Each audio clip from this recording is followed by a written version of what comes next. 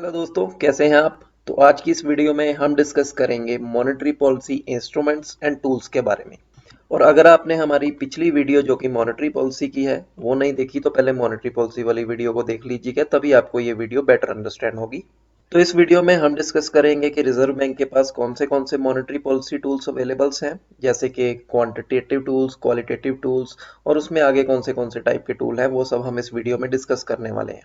और इस वीडियो को आप शुरू से लेकर अंत तक देखिएगा, क्योंकि लास्ट में वीडियो के हम कमेंट सेक्शन में आपसे कुछ क्वेश्चंस पूछेंगे और उनके आंसर आप तभी दे पाएंगे जब आप इस वीडियो को ध्यान से देखेंगे। चलिए दोस्तों, शुरू करते हैं। सबसे पहले देख लेते हैं कि मॉनेटरी पॉलिसी इंस्ट्रूमेंट्स या टूल्स कितने टाइप्स के होते हैं। तो दो तरह के मॉनेटरी पॉलिसी टूल्स होते हैं। पहला होता है क्वांटिटेटिव टूल्स और सेकंड होते हैं क्वालिटेटिव टूल्स। और क्वांटिटेटिव टूल्स में हम पढ़ेंगे CRR, SLR, liquidity adjustment facility LAF, MSF के बारे में पढ़ेंगे, बैंक रेट के बारे में पढ़ेंगे और ओपन मार्केट ऑपरेशंस के बारे में पढ़ेंगे। नेक्स्ट देख लेते हैं क्वालिटेटिव टूल्स में हम पढ़ेंगे सिलेक्टिव क्रेडिट कंट्रोल क्या होता है और मोरल सुएशन क्या होता है। तो चलिए दोस्तों, आगे बढ़ते हैं। पहले पढ़ लेते हैं net demand and time liabilities क्या होती हैं, जिसको हम एनडीटीएल भी बोलते हैं। मान लीजिए कोई बैंक है और इस बैंक में कस्टमर ने अपना पैसा डिपॉजिट कर रखा है। वो पैसा किस में डिपॉजिट करेगा, या तो सेविंग अकाउंट खोलेगा बैंक में, या करंट अकाउंट खोलेगा, या एफडी करा लेगा, फिक्स डिपॉजिट करा लेगा, या रिकरिंग डिपॉजिट खोल लेगा, हर महीने पैसा जमा कराएगा। तो ये जो सेविंग अकाउंट और करंट अकाउंट होता है इसको हम बोलते हैं डिमांड लायबिलिटीज। डिमांड लायबिलिटीज इसलिए बोलते हैं कि कस्टमर सेविंग अकाउंट और करंट अकाउंट में कभी भी बैंक को जाके बोल सकता है कि मेरा पैसा मुझे दीजिए, आप हमेशा इसको विड्रॉ कर सकते हैं। ये रनिंग अकाउंट होता है। इसके अलावा जो एफडी और आरडी है ये टाइम लायबिलिटीज होती हैं। टाइम लायबिलिटीज इसलिए कहते हैं क्योंकि इसमें कस्टमर एक कमिटमेंट देता है बैंक को कि मैं अपना पैसा इतनी देर बाद आपसे डिमांड करूंगा। मान लीजिए आप एक एफडी बनाते हैं 1 लाख रुपए की कुछ ब्याज पे, तो आप 1 साल बाद उस पैसे को विड्रॉ करते हैं जनरली।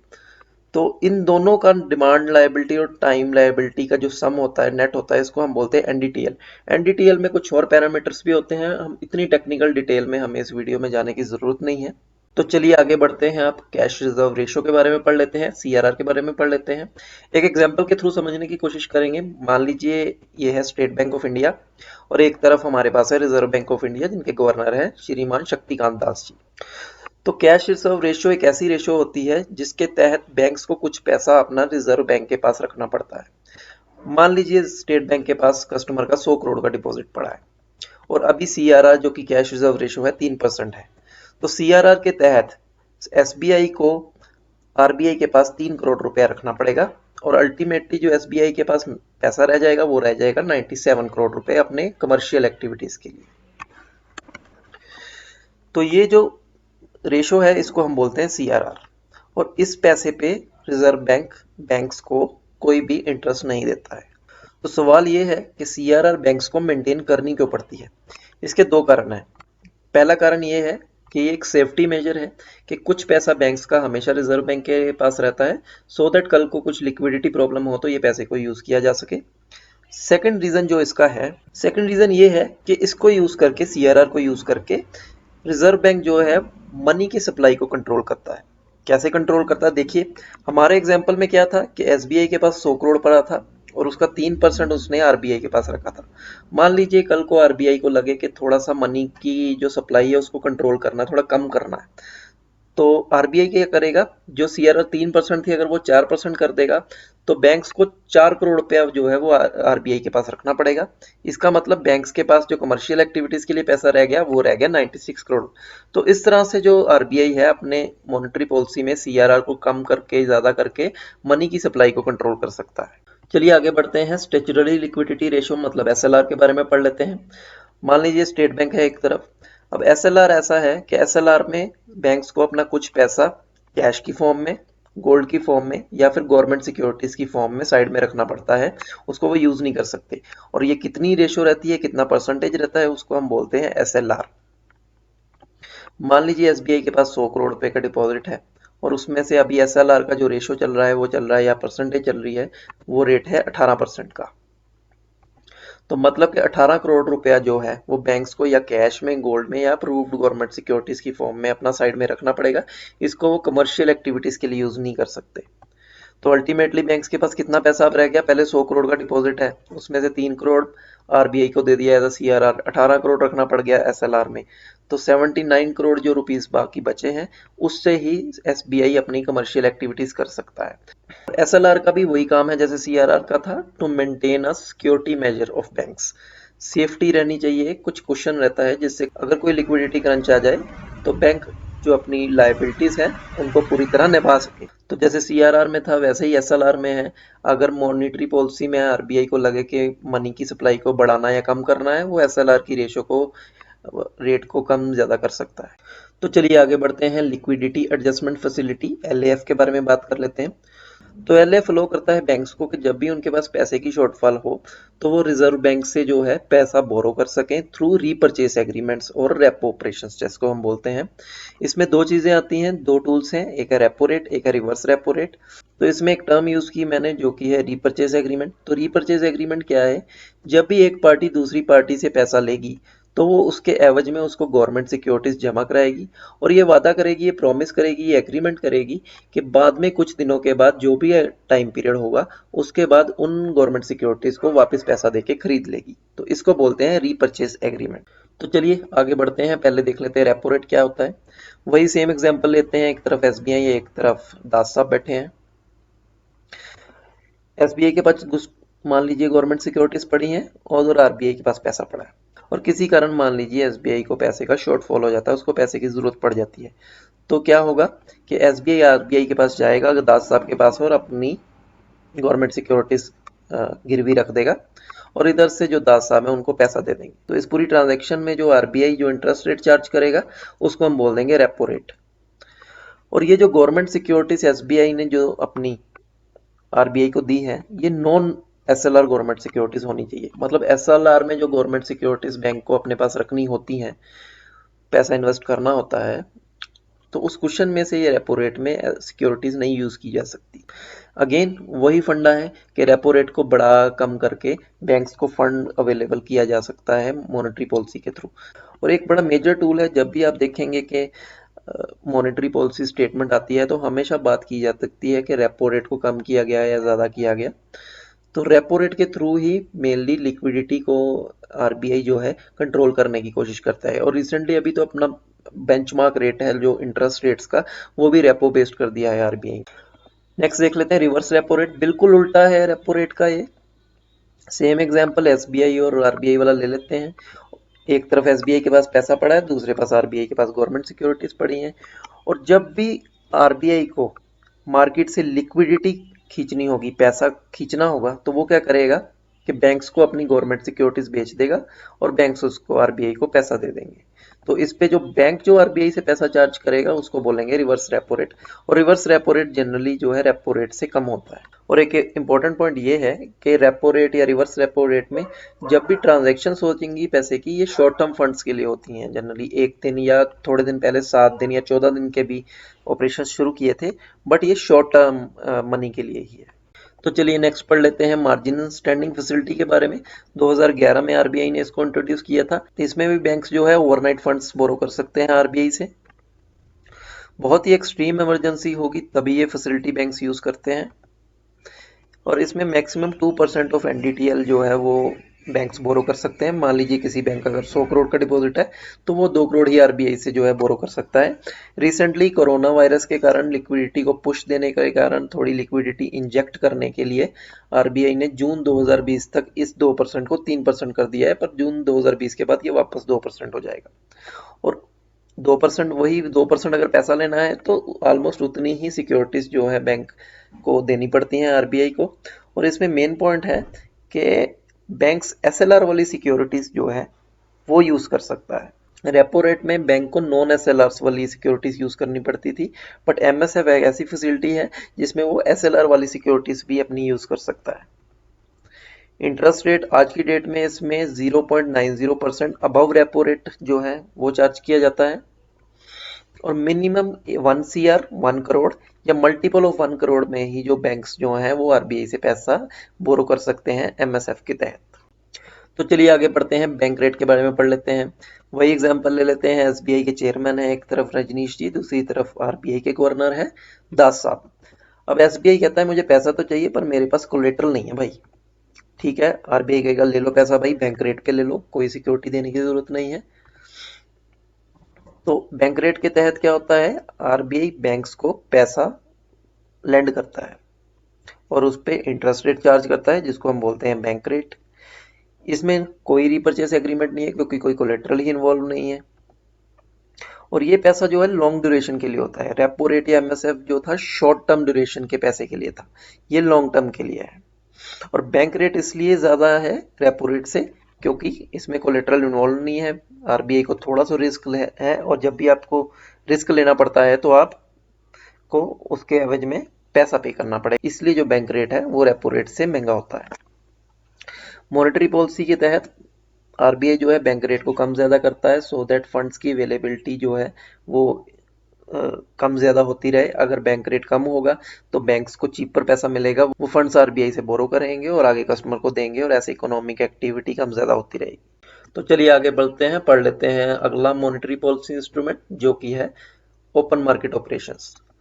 तो मान लीजिए एक तरफ रिजर्व बैंक ऑफ इंडिया है और उसके पास गवर्नमेंट सिक्योरिटीज पड़ी हैं और दूसरी तरफ मार्केट में बहुत सारा पैसा पड़ा है। अब सपोज कीजिए कि रिजर्व बैंक चाहता है कि मार्केट से जो पैसा अवेलेबल है मार्केट में वो थोड़ा खींच लिया जाए, सक कर लिया जाए, लिक्विडिटी को थोड़ा कम किया जाए।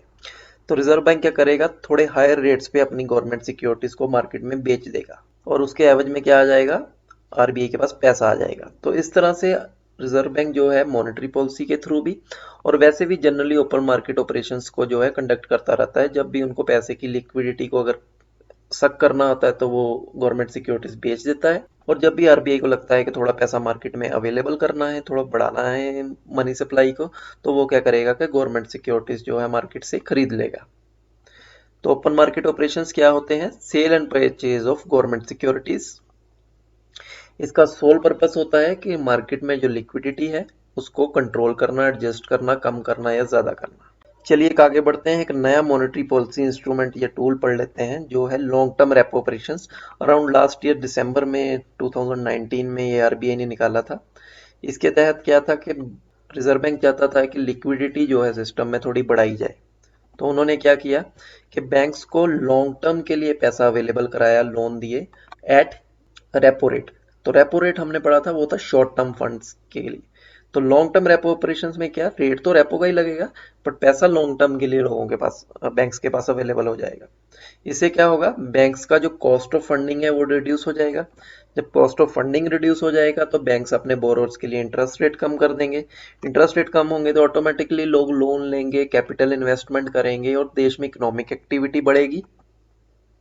टोटल 1 लाख करोड़ के लॉन्ग टर्म रेपो ऑपरेशंस जो हैं इसमें आरबीआई ने कंडक्ट किए थे और बाकी कंडीशंस इसमें जो है वो सारी सेम ही है, वही गवर्नमेंट सिक्योरिटीज का लेना देना जो रेपो रेट में था वही इसमें चलेगा। चलिए एक और नया मॉनेटरी पॉलिसी टूल देख लेते हैं जिसको था बोला जाता है ऑपरेशन ट्विस्ट। ऑपरेशन ट्विस्ट में क्या था कि ओपन मार्केट ऑपरेशन ही कंडक्ट किए जाते हैं। इसमें आरबीआई ने क्या किया कि साइमल्टेनियसली गवर्नमेंट सिक्योरिटीज को परचेज भी किया और गवर्नमेंट सिक्योरिटी को सेल भी किया। हमने पहले पढ़ा था जब भी आरबीआई गवर्नमेंट सिक्योरिटी की परचेज करेगा, खरीदेगा, तो मार्केट में पैसा क्या होगा, बढ़ जाएगा। और जब भी गवर्नमेंट सिक्योरिटीज को आरबीआई खरीद बेचेगा मतलब सेल करेगा तो मार्केट में से पैसा जो है लिक्विडिटी को सक कर लेगा, अपनी तरफ खींच लेगा पैसे को, तो मार्केट में पैसा कम अवेलेबल होगा। तो ऑपरेशन ट्विस्ट में क्या किया आरबीआई ने कि लॉन्ग टर्म सिक्योरिटीज को क्या किया, खरीद लिया तो पैसा लॉन्ग टर्म के लिए मार्केट में अवेलेबल हो गया और जो शॉर्ट टर्म पैसा था, शॉर्ट टर्म सिक्योरिटीज की थी, उनको सेल कर दिया, मतलब शॉर्ट टर्म के लिए लिक्विडिटी मार्केट से खींच ली। तो इन इफेक्ट क्या हुआ कि शॉर्ट टर्म सिक्योरिटीज जो थी वो कन्वर्ट हो गई लॉन्ग टर्म सिक्योरिटीज के में। और जो शॉर्ट टर्म सिक्योरिटीज का उस टाइम पे जो मेच्योरिटी पीरियड था वो था 2020 तक का और लॉन्ग टर्म सिक्योरिटीज की मेच्योरिटी थी 2029 तक की। तो अल्टीमेटली हुआ क्या, जो इंटरेस्ट रेट था वो कम हो गया, लॉन्ग टर्म के लिए पैसा अवेलेबल हो गया, लॉन्ग टर्म के लिए इन्वेस्टमेंट हो गई, कैपिटल इन्वेस्टमेंट हुई और अल्टीमेटली इससे क्या होगा, इकोनॉमिक एक्टिविटी को बूस्ट मिलेगा, जीडीपी ग्रोथ बढ़ने का चांस होता है। तो चलिए नेक्स्ट पढ़ लेते हैं हम selective credit control qualitative monetary policy instruments का पहला टॉपिक है ये। मान लीजिए एक तरफ रिजर्व बैंक ऑफ इंडिया है, बैंकिंग सिस्टम का रेगुलेटर है और कोई सिचुएशन ले लीजिए कि आपको एक बाइक खरीदनी है और बाइक का जो प्राइस है मार्केट में वो है 1 लाख रुपए, और आपको ये बाइक खरीदनी है लोन पे। तो जब भी आप बैंक में लोन लेने जाते हैं तो बैंक बोलता है कि कुछ मार्जिन आप डालिए, बाकी बैंक लोन देगा। तो मान लीजिए वो मार्जिन था 15%, तो 1 लाख की बाइक है, मार्जिन हो गया आपका 15%, 15,000 रुपये आपको देने पड़ेंगे और 85,000 बैंक लोन देगा। तो सिलेक्टिव क्रेडिट कंट्रोल के अंदर अगर आरबीआई को लगेगा कि मार्केट में जो है इकोनॉमिक एक्टिविटी बहुत ज़्यादा, इन्फ्लेशन बहुत बढ़ गई है, तो थोड़ी सी जो है इकोनॉमिक एक्टिविटी को कम किया जाए, सो दैट लोग जो है परचेजेज अपनी कम करें, तो आरबीआई बैंक्स को बोलेगा भाई अपना जो है मार्जिन वो बढ़ा दो गाड़ी के लोन पे। मान लो कि ये 15% से कर दिया 30%, तो अब कितना मार्जिन आपको देना पड़ेगा बाइक लेने के लिए? देना पड़ेगा 30,000 रुपये, और बैंक लोन देगा सिर्फ 70,000 रुपये। इन इफेक्ट आरबीआई ने क्या किया कि जो मार्केट में पैसा ज्यादा अवेलेबल हो रहा था उसको कर दिया कम। अब हो सकता है आपके पास 30,000 ना हो, तो आप अपनी गाड़ी लेने का या बाइक लेने का जो डिसीजन है वो अपना डेफर कर देंगे। इस तरह से बहुत सारे लोग करेंगे, तो अल्टीमेटली क्या होगा, मार्केट में जो गुड्स की सर्विसेज की जो डिमांड है वो कम हो जाएगी, और इस तरह से इन्फ्लेशन को कंट्रोल करने की कोशिश करता है आरबीआई। और सिलेक्टिव क्रेडिट कंट्रोल के तहत सिर्फ मार्जिन ही नहीं होता, और भी टूल है जैसे कि rate of interest, differential rate of interest है। डिफरेंशियल का मतलब है कि गाड़ी के लिए रेट ऑफ इंटरेस्ट बढ़ा दिया, या मान लीजिए आप कंज्यूमर गुड्स हैं, फ्रिज लेने के लिए या ऐसी चीज़ों के लिए अपना रेट ऑफ इंटरेस्ट बढ़ा दिया या कम कर दिया, depending upon the objective of monetary policy. इसके अलावा कंज्यूमर ड्यूरेबल्स के लिए मान लीजिए आरबीआई ने कह दिया देना ही नहीं है जी लोन, या अगर नहीं दे रहे लोन तो कहेंगे चलो देना शुरू कर दो। तो इस तरह से जो आरबीआई जो है सिलेक्टिव क्रेडिट कंट्रोल के थ्रू भी मनी सप्लाई को कंट्रोल करने की कोशिश करता है। तो चलिए नेक्स्ट टूल देख लेते हैं मॉनेटरी पॉलिसी का, वो है मोरल सुएशन। अब मोरल सुएशन में क्या है, मान लीजिए एक तरफ आरबीआई बैठा है, दूसरी तरफ अपने एसबीआई के चेयरमैन बैठे हैं। अब आरबीआई जो है बैंक्स को टाइम टू टाइम डायरेक्शंस देता रहता है थ्रू मीटिंग्स, या फॉर्मली या इनफॉर्मली न्यूज़पेपर्स में बात फैलाकर, या प्रेस नोट्स निकाल के। तो मोरल सुएशन में क्या है कि मान लीजिए क्या करता है आरबीआई, बैंक्स को पहले एडवाइस देता है कि भाई गाड़ी का लोन मत करो भाई आप लोग, इससे क्या है कि देश में थोड़ा इकोनॉमिक एक्टिविटी थोड़ी हम रिड्यूस करना चाहते हैं, थोड़ा इन्फ्लेशन को कंट्रोल करना चाहते हैं, आप गाड़ी का लोन नहीं देना चाहिए। तो कई बार बैंक मान लेते हैं, नहीं देते। सजेशंस भी दे सकता है कि बैंक्स को कि इस तरह से आप करिए, इस पर्टिकुलर सेक्टर ऑफ इकोनॉमी को आप पैसा लेंड कीजिए, सो दैट इकोनॉमी हमारी ग्रो कर सके। थर्ड, परसुएशन, परसुएड करने की कोशिश करेगा आरबीआई जो बैंक्स को, भाई जिनीशी ऐसे मत कीजिए या वैसे मत कीजिए। प्रेशराइज भी करने की कोशिश करता है, कई बार आरबीआई दबका मारता है, डांटता है इन लोगों को कि आप ये नहीं कर रहे, आप वो नहीं कर रहे। तरीके हैं जिससे आरबीआई जो है देश में मनी सप्लाई को कंट्रोल करने की कोशिश करता है। तो दोस्तों ये हमने पढ़ लिया मॉनेटरी पॉलिसी इंस्ट्रूमेंट्स के बारे में, कौन कौन से टूल्स अवेलेबल हैं आरबीआई के पास, और कैसे कैसे मॉनेटरी पॉलिसी के थ्रू आरबीआई कोशिश करता है पैसे की सप्लाई को बढ़ाने की या कम करने की। हमें लगता है आपको हमारी ये वीडियो अच्छी लगी होगी। हमारे इस वीडियो को नीचे दिए गए लाइक बटन पर क्लिक करके लाइक कीजिए, सब्सक्राइब कीजिए हमारे चैनल को, और इस वीडियो को और भी लोगों से शेयर कीजिए। और साइड में नीचे हमने एक वीडियो की प्लेलिस्ट दी है, उसको क्लिक करके आप हमारी और भी वीडियो देख लीजिएगा, और जल्दी हम मिलेंगे आपको एक और वीडियो के साथ। Thank you.